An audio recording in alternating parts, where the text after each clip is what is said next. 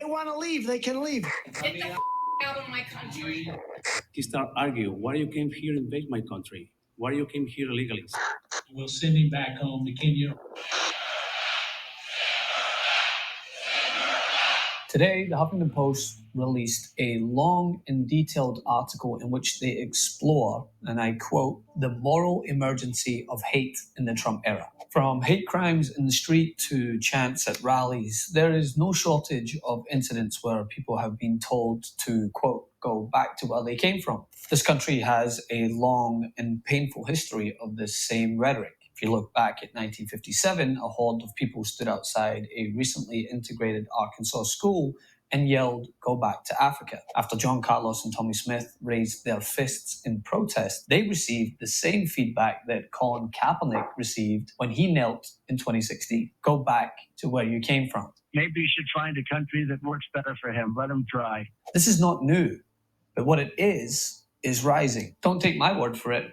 Read about it for yourself. In their study, they partnered with ProPublica in the launch of a program called Documenting Hate, a database of tips that takes a closer look at hate crimes in response to the rather lackadaisical approach the US seems to have in dealing with and keeping track of hate crimes. HuffPo swiftly focused on cases where an assailant reiterated the phrase, go back to where you came from. And their findings were simply remarkable. Of those surveyed, they found 115 of the perpetrators said, go back to your country. 117 chose go back to Mexico. 59 selected go back to Africa. 21 opted for go back to China. And 19 said, get out of my country. Muslims were the most targeted religious group of those surveyed, with Islamophobia motivating 120 of the hate incidents. And of the perpetrators whose race was known, 90% of them were white. Of perpetrators whose gender was known, 75% were men. And a staggering 20% of the perpetrators, while targeting their victims, invoked Trump's name or his campaign slogans. Now, what would this mean to those who unequivocally support the president, regardless of what has been so clearly laid out in front of them or chanted at his rallies?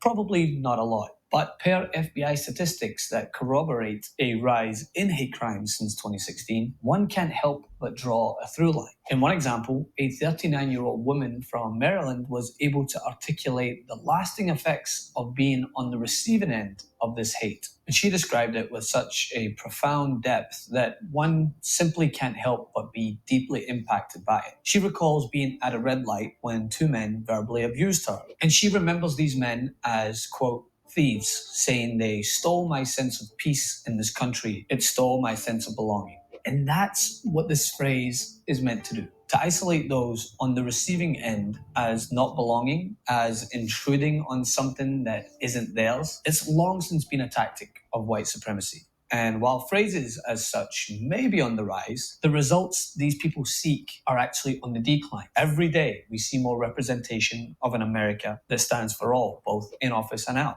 While this administration may have emboldened bigots, it's also inspired a movement against this hate, one that continues to be active and has seen many stand with those who have been targeted. And this movement, as history shows, will be the one that prevails.